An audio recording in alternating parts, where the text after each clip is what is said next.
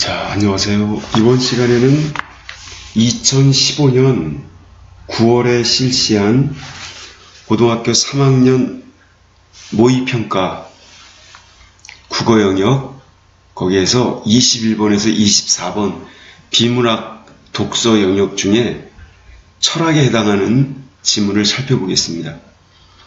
자, 1, 2, 3, 4, 그러니까 4개의 문제가 달려있는 거예요. 한번 일단 이 지문을 천천히 읽고 쉽게 이해할 수 있도록 요약을 해볼게요. 기술이 급속하게 발달함에 따라 인간의 삶은 더욱 여유롭고 의미 있는 것으로 될 것인가, 아니면 더욱 바쁘고 의미 없는 것으로 전락할 것인가? 자, 이렇게 질문을 던졌습니다. 그러니까 기술 발달하고 삶의 관계, 삶의 의미. 자, 여기 문제의식을 여기 분명히 던져놓았죠? 기술이 급속하게 발달함에 따라 인간의 삶은 더 여유 있는 것으로 될 것인가, 그렇지 않을 것인가, 이겁니다.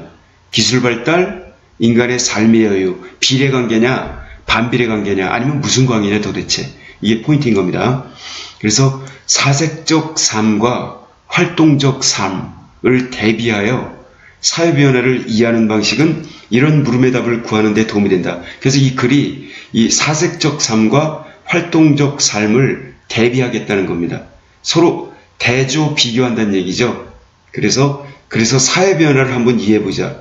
바로 포인트가 이겁니다. 여기 두 개 핵심어가 바로 이 활동적 삶과 사색적 삶, 이 두 가지를 놓고서 갑론을박을 벌이는 겁니다. 쫙 글이 그렇게 전개된다는 걸 알 수가 있겠죠. 사색적 삶이라고 하는 게 뭐죠? 뭔가를 곰곰이 생각하면서, 이 사자가 생각할 사자잖아요. 색자도 찾을 색자입니다. 그러니까 깊이 삶의 근본적인 이유를 성찰하고 따져 묻고 그렇게 생각하는 삶.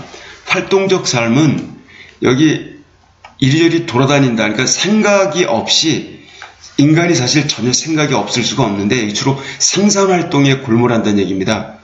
뭐 왜 사냐, 진정한 가치가 무엇이냐라고 하는 철학적, 인문학적 성찰 이런 거 없이 그저 돈 많이 벌고 잘 먹고 잘 살면 되지 않냐. 그래서 생산활동에 주력하는 삶을 줄여서 활동적 삶이라고 한 거죠. 그래서 이 두 가지를 갖다가 비교 고찰하면서 읽어보겠습니다. 최초로 인간의 삶을 사색적 삶과 활동적 삶으로 구분한 사람은 아리스토텔레스이다. 자, 이게 아리스토텔레스라는 인물이 나왔습니다. 이 사람이 그 활동적 삶과 사색적 삶을 최초로 구분한 인물, 이렇다는 겁니다. 이게 구분, 즉 사색적 삶과 활동적 삶으로 최초로 구분한 사람, 이게 아리스토텔레스라는 거죠.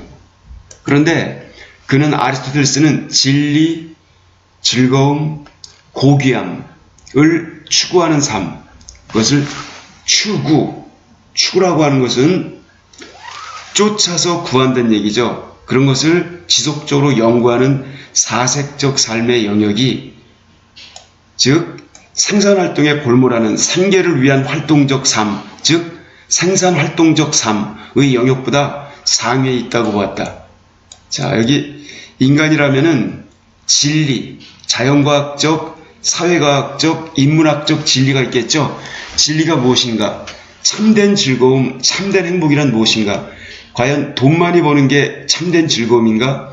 인간에게 있어서 고귀함이란 무엇인가? 이런 걸 추구하는 삶, 이게 이제 사색적 삶인데, 이게 즉 생산활동에 연연하는 삶보다 우위에 있다고 보았다는 겁니다. 자, 이 부분이 좀 추상적으로 이해가 잘 안 가신다면, 우리나라의 그 조선시대 때 계급이 있었죠. 산원공상이라고요. 그 사라고 하는 선비계급이, 즉 중국에서 그 군자에 속하는 치자의 계급이 주로 진리, 즐거움, 고귀함 이런 것에 골몰했죠. 그리고 생산계급인 농공상, 이들은 농업활동, 아니면 뭐 공업활동, 아니면 상업활동 이런 거에 역시 연연했었죠.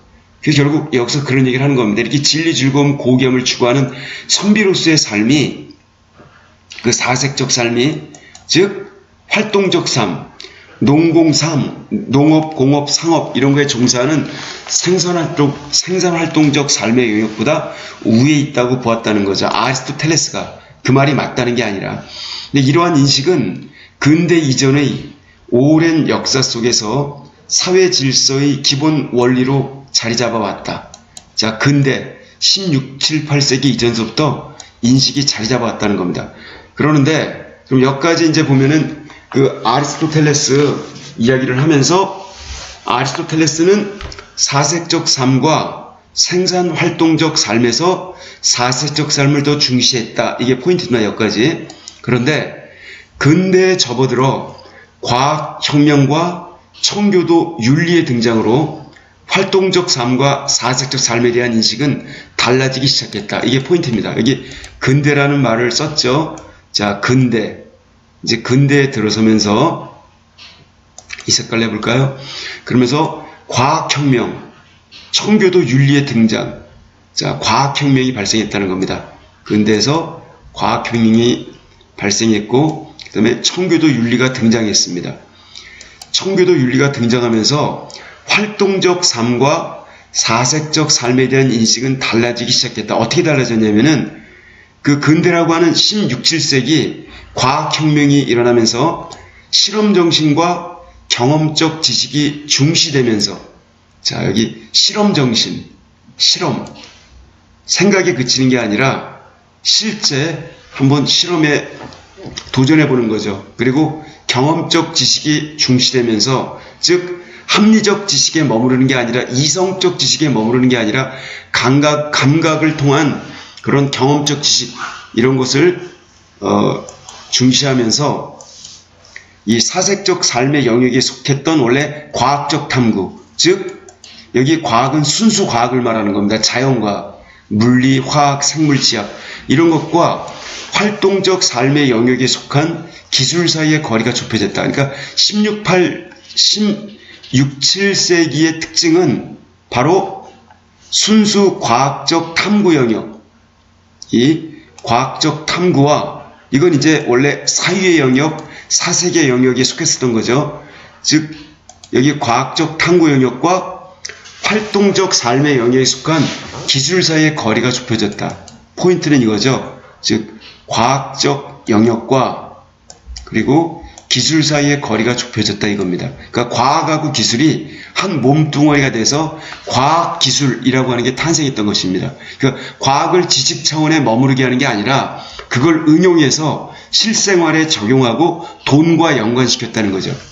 또한 또 이제 이것을 갖다가 형이상학적으로 합리화해 줄 만한 어떤 윤리의식이나 종교적인 독트린이 필요했는데 때마침 직업을 신의 소명으로 이해하고 자, 당신이 직공이든 수공업자든 아니면 농사꾼이든 정치인이든 아니면 어떤 학자이든 아니면은 그야말로 똥찌개를 지고 똥을 푸는 사람이건 아니면 청소를 하는 미화원이든지 간에 그 직업은 신의 소명. 여기 소명이라고 하는 것은 불을 써 명할명입니다. 한마디로 신이 불러서 명령을 내렸다는 거예요. 너는 그 직업에 머물러 있어라 라고 하는 직업 소명설이라고 하는 게 나옵니다. 바로 이것이 자본주의의 윤리를 합리화시켰다라고 주장한 그 막스 베버의 이론도 있죠. 즉 직업 소명설이 등장을 하게 되면서 근면과 검약, 근면 부지런하고 힘쓰고 검약 검소하고 절약해서 이거에 의해서 개인의 성공을 개인이 돈 많이 벌고 잘 살게 되면 그건 죄악이 아니라 탐욕의 실현이 아니라 그게 곧 신이 너를 구원했다라고 하는 하나의 징표. 네가 돈 많이 벌어서 현실 세계에서 성공하면 그게 곧 천당 간다는 징표로 본 이 청교도 윤리. 이 청교도 윤리가 바로 이와 같은 어떤 삶의 방식, 태도를 갖다 응원해줬던 겁니다. 그래서 이게 청교도 윤리가 아주 중요해요. 여기 청교도 윤리 얘기했었죠? 그래서 직업소명설. 개인의 성공이 곧 구원의 상징이다. 그러면서 부의 축적에 대한 부정적 인식을 불식, 완전히 꺼버리는, 없애버리는 계기가 되었습니다. 즉, 부의 축적은 곧 행복의 증대, 천당 티켓에 대한 보험 이런 쪽으로 됐다는 거죠. 부의 축적이 합리화가 됐다는 겁니다. 이로써 결국 돈 많이 벌려는 생산활동적 삶과 그 다음에 무엇이 옳고 무엇이 진리이고 무엇이 가치 있는가를 따지는 인문학적 사색적 삶이 대등한 위상을 갖게 됐다는 겁니다. 포인트는 이거예요. 자, 근대사회의 특징이 뭐죠? 여기 생산활동적 삶과 사색적 삶이 대등한 위상을 갖게 되었다. 이게 포인트인 겁니다. 그러니까 다시 정리하면 아리스토텔레스는 사색적 삶이 우위에 있다라고 바라봤는데 이제 근대에 들어서면서 과학혁명, 청교도 윤리, 직업소명, 실험정신 이런 게 등장하면서 과학과 기술이 어깨를 나란히 하고 그러면서 이 생산활동적 삶과 사색적 삶이 대등한 위상을 갖게 됐다는 것입니다. 그러다가 또 다른 변화, 이제 18, 9세기 산업혁명을 거치면서 이 달라지는 거죠. 단락이 여기서는 이 색깔로 해볼게요. 18, 9세기 산업혁명을 계기로 활동적 삶은 오히려 사색적 삶보다 중요성이 더 커지게 되었습니다. 즉 활동적 삶이 더 우위에 있게 된 거예요. 돈 많이 버는 삶, 생산활동에 주력하는 삶이 더 꼭대기에 있다는 거죠. 결국 이 18, 9세기 산업혁명 이후는 활동적 삶이 지배하는 그런 시대가 됐던 겁니다. 생산 기술에 과학적 지식이 응용되고 적용되고 응하여 이용된다는 겁니다. 응용이라고 하는 것은. 그리고 기계 사용이 본격화. 자, 생산 기술이 더 우위에 있는 겁니다. 그리고 기계를 사용하게 되겠죠. 이러면서 기계의 속도에 기초하여 노동 규율이 확립되고, 즉 인간의 능력을 기준으로 독자적으로 평가받는 게 아니라 기계의 속도에 발맞추어 기계가 우선이고 기계의 생산 속도에 맞춰 인간이 노동을 하게 됐다는 겁니다. 그리고 기계의 속도가 굉장히 중시되게 됐다는 거예요. 기계화가 이루어지고 있는 것이죠. 그 인간의 삶은 시간적 규칙성을 따르도록 재조직되었습니다. 결국 이제 여유, 게으름 이런 거 없습니다. 자, 바로 여기 시간적 규칙성, 드디어 시간 개념이 부각이 됐던 거예요. 시간. 인간이 언제부터 시간 했냐? 바로 18, 9세기 산업혁명을 거치면서 바로 인간이 시간적 규칙성을 따르는 존재로 재조명됐던 것이죠. 재조직되었던 것입니다. 나아가 이 시간이라고 하는 게 이제 생산활동에 있어서 관리의 대상으로 부각되면서 시간 동작 연구 이런 게 나왔습니다. 어떻게 하면은 시간에 따라 생산 효율을 높여서 더 많은 동작을 하게 할 것인가라고 하는 시간 동작 연구, 이와 같은 학술 연구가 나오게 되었고, 그것을 가장 효율적인 작업 동선을 모색했던 타일러의 시스템이라고 하는 거. 여기 작업 동선, 작업의 움직이는 선, 어떤 라인이 작업을 최대 생산으로 이끌 것인가 라고 하는 이 작업 동선을 연구하게 됐다는 것입니다. 그러한 그 생산 방식 시스템이 바로 타일러의 과학적 관리론 이런 겁니다. 이 과학적 관리론은 말은 그럴듯하지만 어떻게 보면은 인간의 사색 능력을 갖다가 이렇게 마비시키는 그런 역할을 해왔던 것이죠. 그 20세기 초부터 생산활동을 합리적으로 조직하는 중요한 원리로 자리 잡았습니다. 이로써 두뇌에 의한 노동과 근육에 의한 노동이 분리되었다는 것입니다. 즉 두뇌 노동, 이른바 정신노동이라고 하는 것, 그 다음에 근육에 의한 노동, 즉 육체노동이죠. 즉 정신노동과 육체노동이 분리되어 인간의 육체노동은 웬만하면 기계로 대체해버리는, 즉 인간의 육체노동이 기계화되는 결과가 초래됐다는 것입니다. 그래서 여기 육체노동이 기계화, 이게 포인트인 거죠. 기계화가 이루어졌다는 겁니다. 육체노동은 기계화, 이런 쪽으로. 또한 과학을 기술 개발에 활용하기 위한 시스템이 요구되어, 이제 과학은 과학 자체로의 어떤 학문적 순수성을 유지하는 게 아니라 기술 개발을 위해서 과학이 종용을 당했다는 거죠. 일종의 구속을. 그래서 이제 과학의 기술화를 위하여 이제 응용학문인 공학, 엔지니어링, 이 순수 사이언스가 아니라 테크놀로지에 기초한 엔지니어링, 이 공학이 발달하게 됐다는 것입니다. 그리고 순수 인문학이나 사회과학도 어떻게 하면 돈을 많이 벌어들이고 어떻게 하면 생산적으로 효율적으로 그 시스템을 운영할 것인가를 연구하는 인간 통솔학문이라고 하는 경영학, 이런 경영학이 역시 대두되었습니다.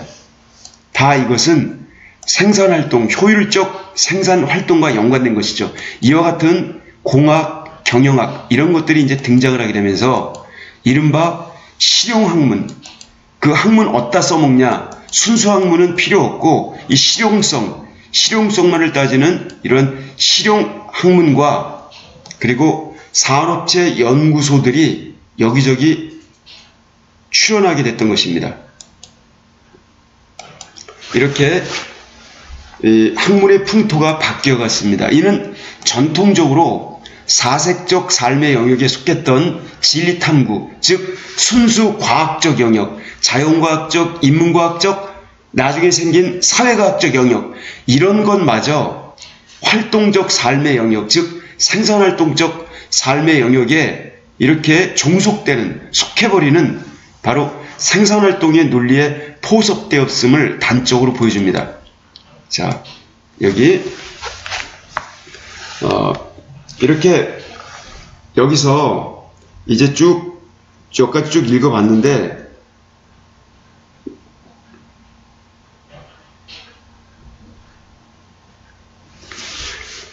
자, 여기까지 보면 이제 산업혁명을 계기로 그 생산활동적 삶이 사색적 삶보다 위상이 높아졌다가 되는 거죠. 그렇죠?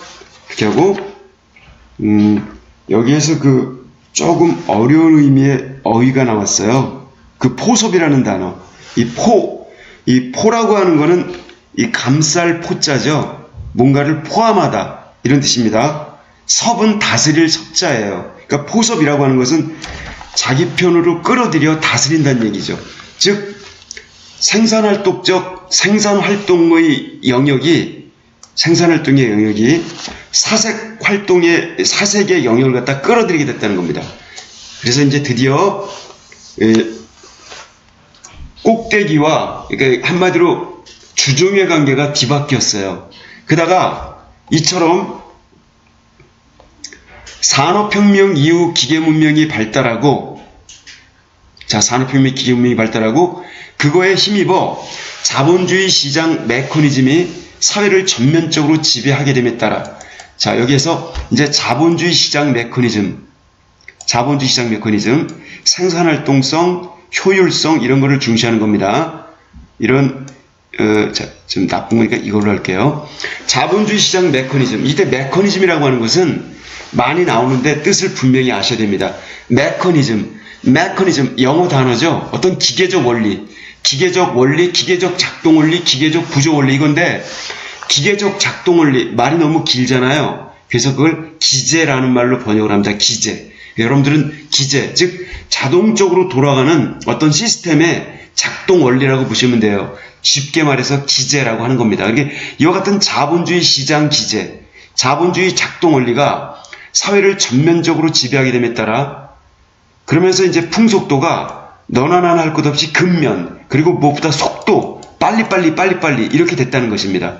속도가 근면과 속도. 근데 이게 좋은 것 같지만 굉장한 함정이 있어요. 즉 활동적 삶이, 이 생산활동을 추구하는 이 활동적 삶이 지나치게 강조된 데에 대한 반작용으로 바로 의미 없는 부지런함, 생각을 하지 않고 무조건 다람쥐가 쳇바퀴 돌듯 쳇바퀴를 왜 도는지 한 번도 따져 묻질 않고 계속 돌다가 날 때부터 그 다람쥐 쳇바퀴 돌다가 그냥 죽어가는 겁니다. 죽어가면서도 내가 왜 다람쥐 쳇바퀴를 돌았지? 그걸 사색을 안 한다는 거예요. 우리가 그렇게 살고 있다는 거죠. 이 의미 없는 부지런함, 이게 바로 현대사회의 비극인데 자본주의 시장 메커니즘과 맞물려 있다는 겁니다. 이 의미 없는 부지런함이 만연해진, 자, 이 만연, 널리 퍼진 이런 얘기입니다. 이런 게 만연한 그런 세태라고 하는 것은 세상의 모습 이런 거죠. 세상의 형태, 어떤 이와 같은 세상의 형태에 대한 비판의 목소리가, 자, 당연히 비판의 목소리가 나올 수밖에 없겠죠. 이 비판의 목소리는 왜 나온 거죠? 그나마 정신 차리자 이런 얘기입니다. 정신 차리자. 우리가 이렇게 살아서는 안 되겠다. 우리가 언제부터 이 자본주의 시장 메커니즘에 목매이면서 그거에 종속되어 왜 근면한지도 모르고 쉴지 모르고 무조건 일만 하는 근면 그러다가 죽어가는 속도만 중시 여기다가 쉬면서 생각할 줄 모르는 이와 같은 무의미한 삶에 대한 비판의 목소리가 나타나 바로 이런 걸 고치는 방법은 성찰에 의한 사색적 삶, 이걸로 뒤돌아가자는 얘기입니다. 성찰, 반성하고 고찰하자. 성찰에 의해서 삶을 생각하면서 되돌아보고 그 중요성을 역설하기도 하였다. 자, 성찰에 의한 사색적 삶의 중요성, 이게 다시 부각됐다는 것이죠. 그러니까 현대인의 비극은 이 성찰에 의한 사색적 삶이 없기 때문에 생겨난다. 이게 다시 대두됐다는 것이죠. 계속 사색적 삶과 생산 활동적 삶의 엎치락뒤치락 어떤 순위 경쟁에서 그 사색적 삶을 뒷전으로 하다가 인간의 삶이 비극으로 치닫게 됐다는 것입니다. 그래서 이제 마지막 단락을 볼게요. 이제 20세기 말, 자, 20세기 말, 오늘날까지 포함시켜도 좋습니다. 이 정보화와 세계화를 계기로 정보화, 전 세계가 하나의 정보로 시스템으로 구축이 되었죠. 그 다음에 세계화, 어떤 무역, 여러 가지 표준화, 세계화 이런 것, 그 정보화와 세계화를 계기로 시간적, 공간적으로 거리가 압축되어 전 세계가 단일 시간 내에 인터넷으로 1시간 이내에 전 세계의 정보가 공유되죠. 그리고 공간적으로도 마찬가지입니다. 거리가 압축되어 제트 비행기가 1시간 안에 웬만한 지구 곳곳에 다 갈 수가 있습니다. 이렇게 압축되어 세계가 동시적 경험이 가능한 공간으로 인식되면서 여기 동시적, 동시시간적, simultaneously 이렇게 우리가 같은 시간, 같은 공간 내에서 전 세계의 상황을 경험하게 되면서 인터넷이라고 하는 어마어마한 문명의 이기를 통해서 인간의 삶은 이전과 크게 달라졌다. 자, 여기 이제 20세기 말 정보화 세계화, 오늘날까지 21세기까지 포함하는 용어인 겁니다. 이러면서 이 기술의 비약적 발달로 의, 식, 주, 옷 입고 먹고 거주하는 것, 이런 것 등 생활의 기본 욕구는 충족되었지만 기술이 발달하고 농업기술도 발달하고 생산기술도 발달해서 그 다음에 그 뭐라고 할까요? 그 종자 개량 기술도 발달했죠. 유전자까지 조작해서, 이래서 생활의 기본 욕구는 충족되었지만, 물론 그렇지 않은 인도나 아프리카도 있습니다만 전 세계적으로 생활이 전반적으로 그 어떤 생활 수준이 나아졌죠. 그렇지만 이럼에도 불구하고 그 발달되었다는 서구인 그런 선진국들조차 이 현대인들은 더욱 다양해진 욕구와 성취 욕구를 충족하기 위해 스스로를 소진하고 있다. 자, 이게 굉장히 중요한 개념입니다. 이거 잘 이해하셔야 돼요. 다시 기술의 비약적 발달로 의식주 등 인간이 추구해야 할 기본적 욕구, 오욕, 실정 이런 걸 갖다가 기본적 욕구 달성은 가능하지만 현대인들은 이 더욱 다양해진 욕구와 성취 욕망을 어떤 명예욕, 그 다음에 수면욕, 성욕, 권력욕 등등 있겠죠. 이러한 욕망을 충족하기 위해 이 사색, 성찰 이런 것은 없이 자기 자신을 갖다가 갉아먹고 있다는 겁니다. 소진이 뭐죠? 이 배터리가 아웃될 때까지 자기 자신을 갖다가 계속 에너지를 갖다 고갈시키고 있다는 거예요. 쓸데없이 부지런하고 사색은 전혀 없이 생산활동에만 전념하면서 그러다 어느 순간 병으로 딱 죽게 되면서 내가 왜 내 인생을 이렇게 바보같이 살았지? 나는 뭐하고 살았지? 그러다가 죽어간다는 얘기예요. 왜 사는지 의미를 전혀 못 느끼고 삶의 가치가 무엇인지 삶이 어떤 방향으로 가야 될지 전혀 고민 없이 살다가 이렇게 죽어간다는 거죠. 바로 그 돈, 생산활동 이런 데에만 전전긍긍하면서. 그래서 이게 여기 바로 스스로를 소진시키는 모습, 이게 바로 현대인의 모습이자 그 현대 문명의 병폐라는 거죠. 경쟁이 세계로 확대됨에 따라 자나깨나 경쟁, 무기 경쟁, 무역 경쟁, 그 다음에 학교에서는 시험 경쟁, 순위 경쟁, 온갖 경쟁이 세계로 확대됨에 따라 사람들이 타인과의 경쟁에서 이기는 동시에 자신의 능력을 극한으로 끌어올리기 위해서 스스로를 끝없이 구석으로 경쟁의 사각지대로 절벽으로 몰아세울 수밖에 없는, 이른바 그게 그 내면화된 강박증이라고 하는 것입니다. 자, 한마디로 말하면 현대 문명은 뭐다? 현대 문명은 자기 자신을 소진시키는 이른바 내면화된 강박증. 이 강박증이라고 하는 것은 원래 그 정신분석학, 어떤 정신질환을 말하는 용어인 거죠. 이 내면화된 강박증, 이게 바로 현대인의 모습이라는 겁니다. 자, 그래서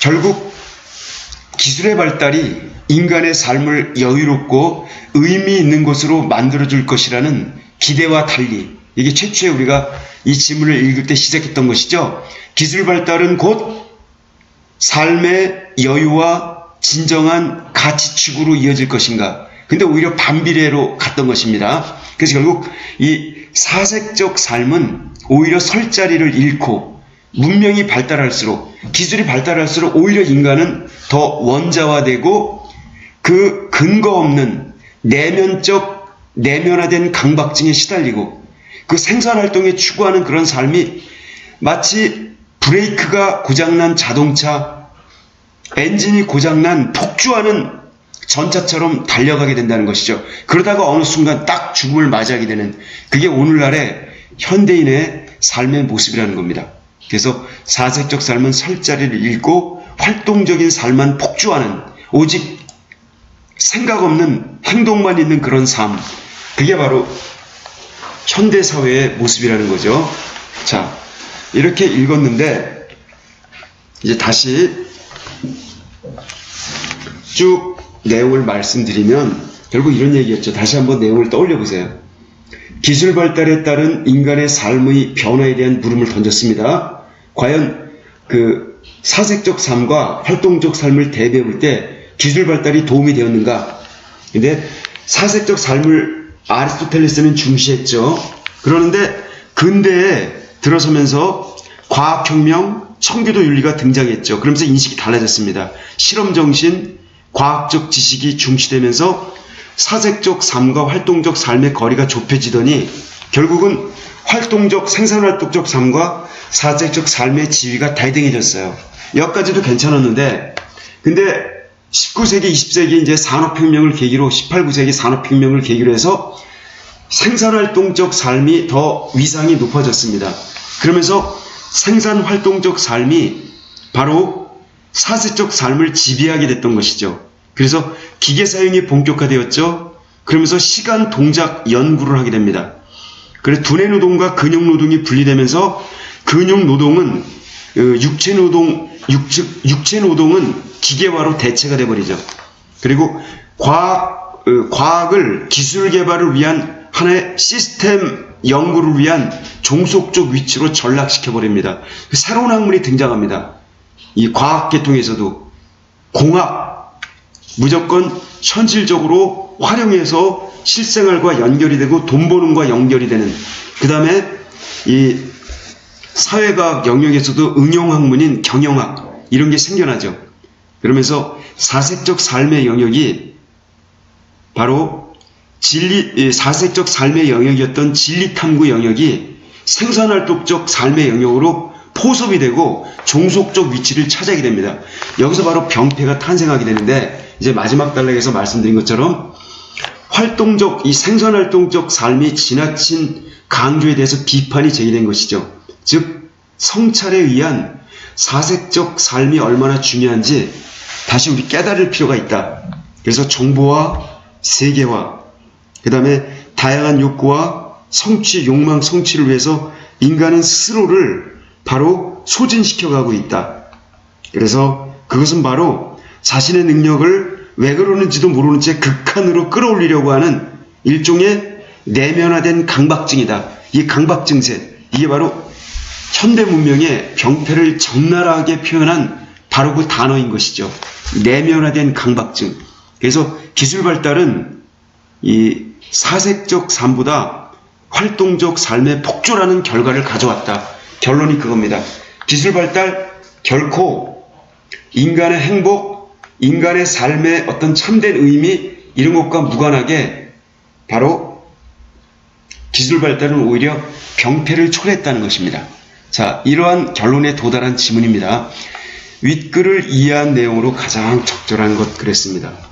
1번에서 보시면은 아리스토텔레스는 생존을 위한 필요에서 비롯된 생선활동이 사색적 삶보다 더 중요하다고 봤다. 거꾸로 말했죠. 아리스토텔레스는 사색적 삶이 더 꼭대기에 있는 것이고 그게 더 중요하고 그 다음에 생존을 위한 생산활동의 삶은 그 밑에 있다라고 봤습니다.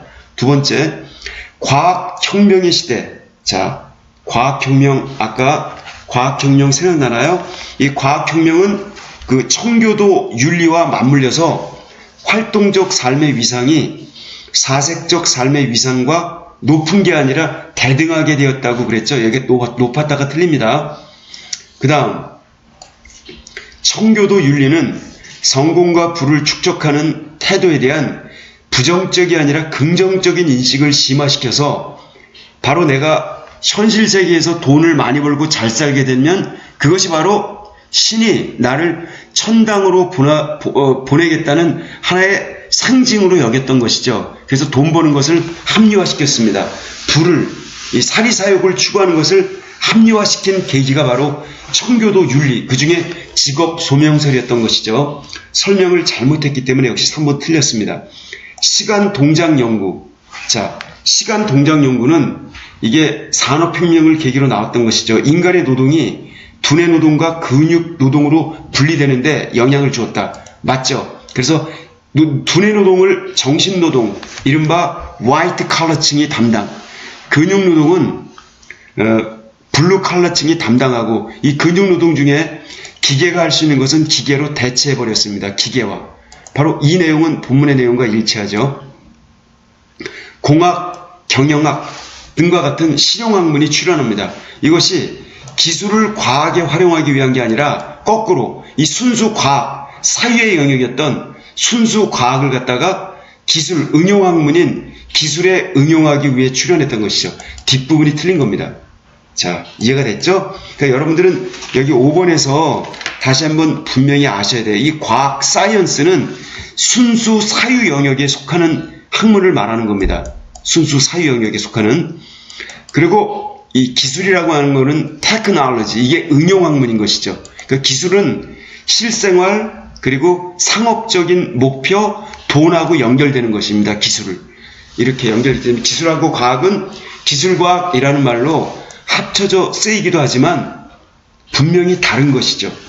자, 그 다음 22번 보겠습니다. 여기 기억의 내용과 가장 가까운 것 그랬습니다. 앞에서 기억 내용 보셨겠지만 기억은 그 비판의 목소리 그거였어요. 그 비판의 목소리, 현대 문명에 대한 생산적 활동으로 치닫고 있는 현대 문명에 대한 비판의 내용, 이거가 가장 가까운 것 그랬습니다. 가장 가까운 것 어디 볼까요? 기계 기술은 정신기술처럼 가치 있으며 산업혁명은, 산업 현장은 그 자체로 위대하고 만족스럽다. 이거는 기계기술 생산적 활동을 긍정적으로 여기는 사고방식이기 때문에 비판적 목소리하고는 관련이 없죠. 이건 한마디로 기계문명, 기술 발달을 긍정적으로 간주하는 사고방식일 뿐입니다. 비판의 목소리는 아니에요. 인간은 일하기 위해서 사는 것이며, 자, 인간이 일하기 위해 사는 것이며 더 이상 할 일이 없다면 괴로움과 질곡에 빠지고 말 것이다. 이게 바로 내면화된 일종의 근면함이라고 하는 겁니다. 인간이 일하기 위해서 사는 게 아니죠. 인간이 일하기 위해 사는 것, 자, 일은 왜 존재하는 것이죠? 이게 따져 물어야 됩니다. 결국 이것은 바로 즉 일하기 위한 삶을 강조하는 무조건적인 근면을 강조하는 어떤 목적성 없는 그런 삶인 것이죠. 여기 질곡, 좀 어려운 말이죠. 질곡은 무슨 뜻이냐? 이 질자는 족쇄 질자고요. 곡자는 어떤 쇠꼬랑 같은 거, 이런 거 역시 어떤 수갑 같은 걸 말하는 겁니다. 그러니까 질곡하면은 자유를 갖지 못하는 어떤 그 고통의 상태를 말하는 거죠. 그래서 이렇게 질곡에 빠지고 말 것이다 라고 말했는데, 이거는 노동지상주의, 무조건 노동하지 않으면 죽어야 된다라고 생각하는 그런 사고방식이기 때문에, 이런 사고방식에 따를 때는 어떤 사색을 통해 얻는 사색의 의미, 이런 거를 찾을 수가 없게 되죠. 그래서 사색적 삶을 갖다가 어떤 등한히 여기는 그런 사고방식, 그렇기 때문에 비판의 목소리가 묵어납니다. 세 번째, 자극에 즉각적으로 반응하지 않고, 여기 자극은 온갖 감각적 자극을 말하는 거죠. 외부의 자극. 여유롭게 삶의 의미를 되새기는, 즉 사색, 통찰, 성찰, 이런 사유의 방법을 배워야 한다. 바로 이 얘기죠. 이게 바로 현대 문명의 특징인 생산활동적 삶에 대한 비판의 목소리가 되는 것이죠. 제발 무조건 달리지 말고, 그렇게 걷지만 말고 가끔은 좀 멈춰서 생각을 해봐라. 그리고 어떤 방향이 옳은 것인지, 무작정 달리고 갈 게 아니라 어떤 방향이 옳을 것인지 지도도 보고 나침반도 보고, 아, 저 방향이구나, 그 방향으로 가야지, 방향을 생각해 볼 시간조차 없이 무조건 달려나가는 것, 거기가 벼랑인지도 모르고 달려가서 떨어져 죽는 것, 그게 과연 올바른 삶의 태도인가? 이걸 지금 각성시키고 있는 것이죠. 그 다음에 네 번째, 나태는 녹이 쓰는 것처럼 사람을 쇠퇴하게 만들며, 이건 바로 그 기계적 삶, 생산활동적 삶을 강조하는 노동 만능주의인 것이죠. 쇠퇴의 속도는 노동함으로써 지치는 것보다 훨씬 빠르다. 그러니까 사람이 쉬면 녹슬게 된다라고 하는 쓸데없이 이 근면을 강조하는 삶, 이런 거죠. 인간은 기계이므로, 인간을 하나의 기계로 본 것, 어떤 기계론적 사고방식인데 데카르트 때부터 시작이 됩니다.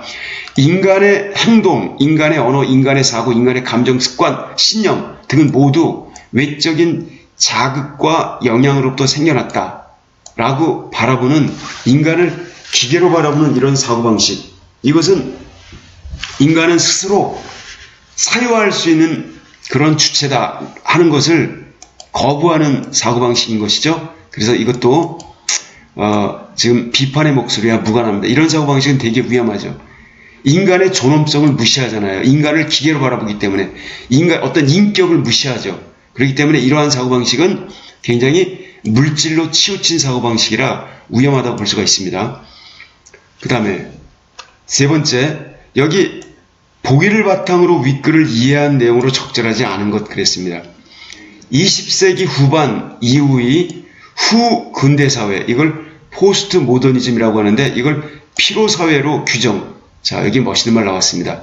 여기 후기 근대사회, 즉 포스트 모더니즘을 갖다가 이렇게 피로사회, 너나난 할 것 없이 쓸데없이 근면에서 우리는 항상 과로한 상태에 있다는 것입니다.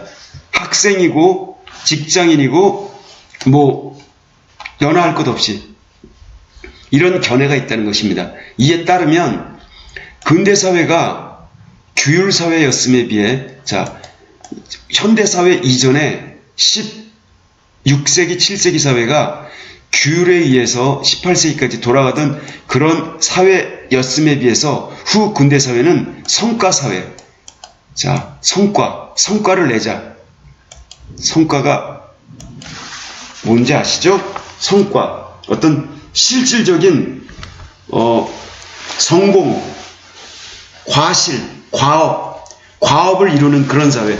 그 규율 사회가 좀 이전에 16, 7, 8세기 사회가 외적 강제에 따라, 외적 강제, 외부에서 주어지는 강압적인 제약, 규율에 따라서 인간이 수동적으로 움직이는 사회였다면, 규율 사회가 외적 강제에 의해서 움직이는 사회였다면, 이 성과 사회는 바로 성공을 향한 내적 유혹, 내가 성공할 거야, 돈 많이 벌 거야 라고 하는 이와 같은 성공을 향한 내적 유혹, 이거에 시달린다는 겁니다. 너나 할 것 없이 물질 만능주의에 휩싸여서 자기 자신을 완전히 세뇌시킨 다음에 나는 돈을 벌기 위해 태어났다, 누구보다 많이 노동하고 누구보다 많이 물질을 끌어안겠다라고 하는 사고방식, 이거에 따라 인간이 자발적으로 움직이는 사회라는 겁니다. 누가 강요하지 않아도 자발적으로 스스로를 그렇게 세뇌시키고 무장하죠. 돈. 오직 돈. 돈이 진리이고 돈이 생명이며 돈이 길이다. 돈이 나의 유일한 철학이다. 이런 쪽으로 살아간다는 것입니다. 이 과학기술의 발달에 따라 어느 정도 인간이 가지고 있었던 결핍, 여러가지 모자람, 그 다음에 불행요소들이, 불행요소라고 하면 안 되겠네요. 어떤 물질적 이 모자라는 부분들이 해소되고 규율사회가 지니고 있었던 강제가 어느 정도 약화된다고 해서 인간의 삶이 온전한 주체가 되는 사회가 도래하는 것은 아니다.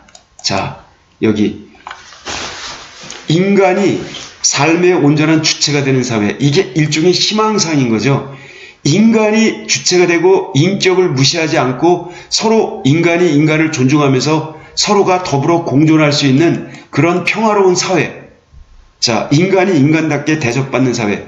이런 건데 이게 오지 않는다는 거죠. 이건 일종의 꿈인 겁니다. 이러한 꿈은 오지 않고 더욱 생산적으로 되어야 한다는 이른바 자본주의 시스템.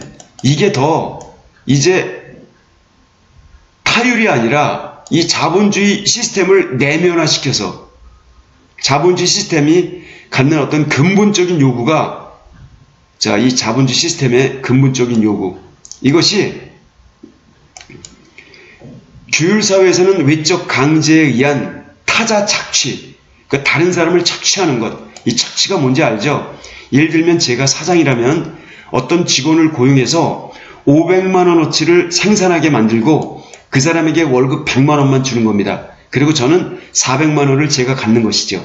이런 게 일종의 타인의 노동과 땀의 대가를 온전하게 지불하지 않고 상당 부분을 나의 것으로 가져가는 것, 그게 착취인 겁니다. 일종의 그 도적질이라고도 볼 수가 있는 것이죠. 이런 논리로 봤을 때 외적 강제에 의한 타자 착취를 통해서 관철되었다면, 그 산업혁명사회 이랬다면 이 성과사회에서는 그 요구는 바로 내적 유혹, 이 자본주의 시스템의 근본적인 요구가 변한 게 아니라 이게 내적인 유혹, 나도 돈 많이 벌면 저렇게 빌 게이츠처럼 될 수 있어, 워렌 버핏처럼 될 수 있어, 나도 돈 많이 벌면 떵떵거리고 살 수 있어 라고 하는 스스로를 무장시킨 자기 세뇌, 그 내적 유혹에 의한 자기 착취, 이 자기 착취가 아까 제가 말씀드렸죠.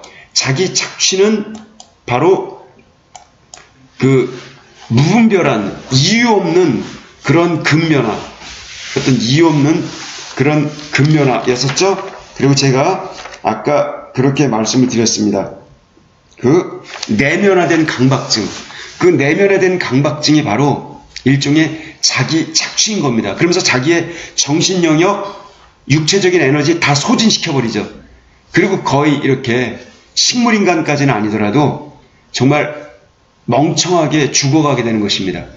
삶이 무엇인지 제대로 음미하지도 못하고, 그 결과 이 현대 문명사회에서 인간이 느끼는 피로는 현대인의 만성질환이 되었다는 것입니다. 피로는 현대인의 만성질환. 자, 이와 같은 주장이 그린 겁니다. 앞에 주어진 지문과 상당 부분 유사하죠. 자, 이 글을 놓고서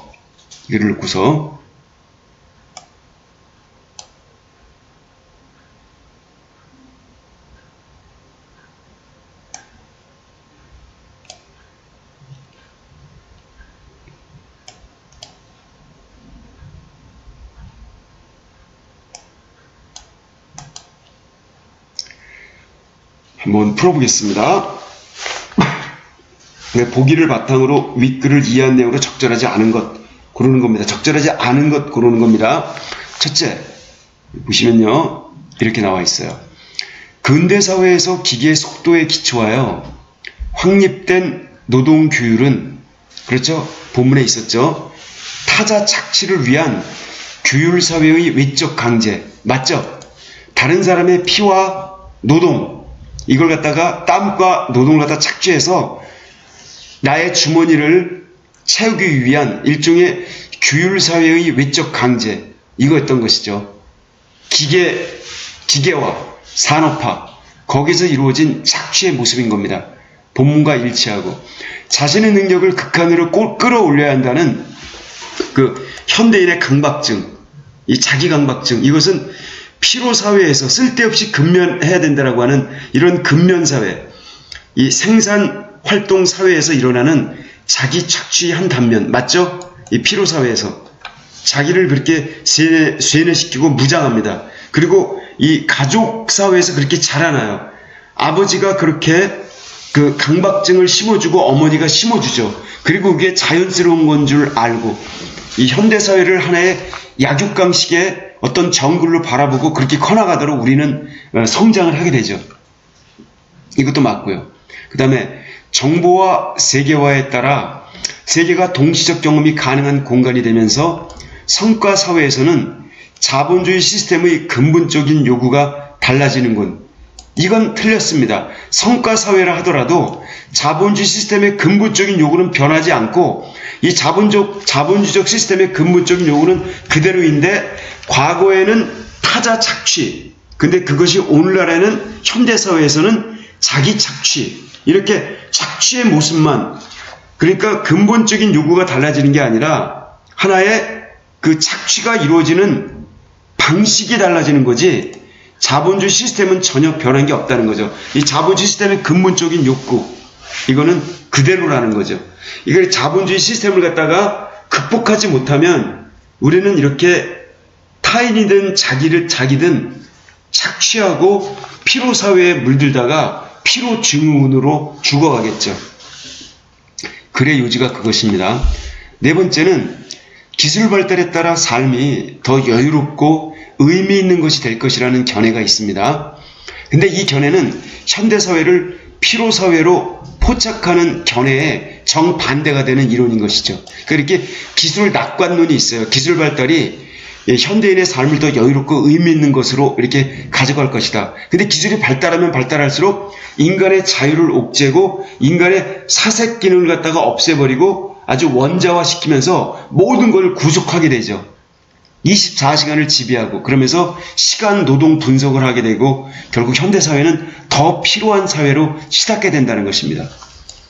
자, 그렇기 때문에 이것은 맞는 내용인 거죠. 윗글과 일치하죠. 다양해진 욕구와 성취 욕망, 이게 21세기의 특징입니다. 이걸 충족하기 위해 자신을 소진시키는, 자신을 말라 비틀어지게 진이 다 빠지도록 만드는 현대인의 행동은 바로 성공적인 인간이 되기 위한 내적 유혹. 여기서 성공적인이라고 하는 것은 진정한 의미에서 성공이 아니라 돈 많이 벌고 이른바 세속적으로 출세하고 잘 나가는 그런 인간, 아주 매몰찬 인간인 거죠. 이런 인간이 되기 위한 내적 유혹, 내적인 일종의 자기 세뇌, 내적인 강박증, 이거에 기인한 것으로 볼 수가 있겠다. 이렇게 연결이 되는 것이죠. 자, 이해가 되셨죠? 그 다음에 24번 문제는 A에서 E의 사전적 의미로 적절하지 않은 것 그랬습니다. 자, 여기 다시 이게 PDF 파일에 왔다 갔다 좀 어려우니까 이 A를 제가 말씀드릴게요. A는 추구였어요.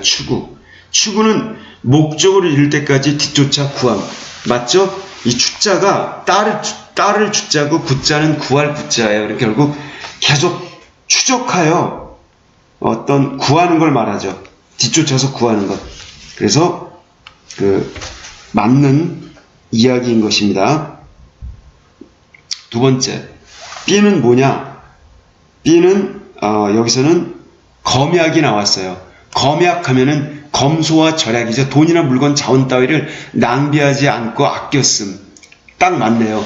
검소하게 절약하는 것. 그 다음에 C는 응용이었습니다.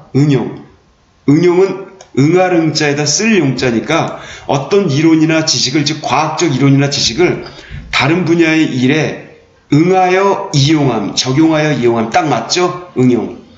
그 다음에 D는 모색이었습니다. 모색. 자, 모색할 때 그 모자가 찾을 모자예요. 색자도 색인할 때 찾을 색자, 수색할 때 그 색자. 그 결국 실마리 이런 걸 더듬어 찾는 걸 말하죠. 일이나 사건 따위를 해결할 수 있는 어떤 방법 또는 해결책, 실마리 이런 것을 더듬어 찾음. 나와 있잖아요. 더듬어 찾음. 이게 모색이란 뜻입니다. 그 다음에 여기 이는 포섭인데, 포섭. 이 포함하다. 감쌀포자에다가 다스릴 섭자입니다. 섭리할 때. 그래서 이게 상대편을 감싸 안아 끌어들이는 걸 말하죠.